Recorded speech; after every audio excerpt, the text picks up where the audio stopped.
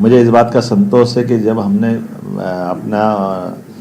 संभाग स्तर की रीजनल इंडस्ट्री कॉन्क्लेव प्रारंभ की थी तो संभाग में छोटे ऐसे स्थान पर पहली बार इंडस्ट्री कॉन्क्लेव की थी और उसका परिणाम रहा कि हर संभाग में बड़े पैमाने पे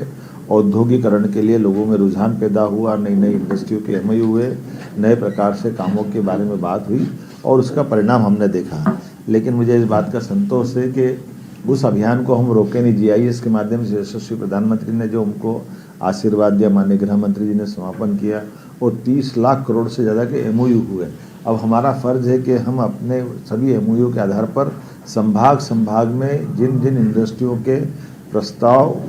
नीचे ज़मीन पे उतर कर के ज़मीन के आवंटन के साथ उस पर आगे काम के लिए अवसर देना है, तो मैं उन सारे अवसरों के आधार पर भूमि पूजन के काम भी प्रारंभ कर रहा हूँ। जैसे बीते कल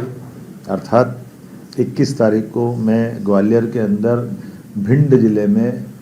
पालनपुर इंडस्ट्रियल बेल्ट में भूमि पूजन में स्वयं शामिल हुआ और वहाँ से लगा करके 11 इंडस्ट्रियाँ एमएसएमई की, मुरैना की 7 इंडस्ट्रियाँ रेडीमेड गारमेंट्स की, ग्वालियर की ऐसी 18 अलग अलग औद्योगिक इकाइयों का कल एक साथ हमने, समय की कमी थी तो सामूहिक रूप से एक साथ ही वर्चुअल भूमि पूजन किया है, जिसके माध्यम से हजारों लोगों को रोजगार मिलेगा। पूरे चंबल के बेल्ट में एक नया युग आ रहा है, जहाँ कल तक बीते समय तक चंबल से उद्योग विहीन हमारा जिला धीरे धीरे हो रहा था और कई प्रकार से रोजगार के अवसरों के अभाव में पलायन होता था, युवाओं का, बेरोजगारों का, गरीबों का, सबको रोजगार भी मिलेगा और रोजगार के आधार पर प्रदेश में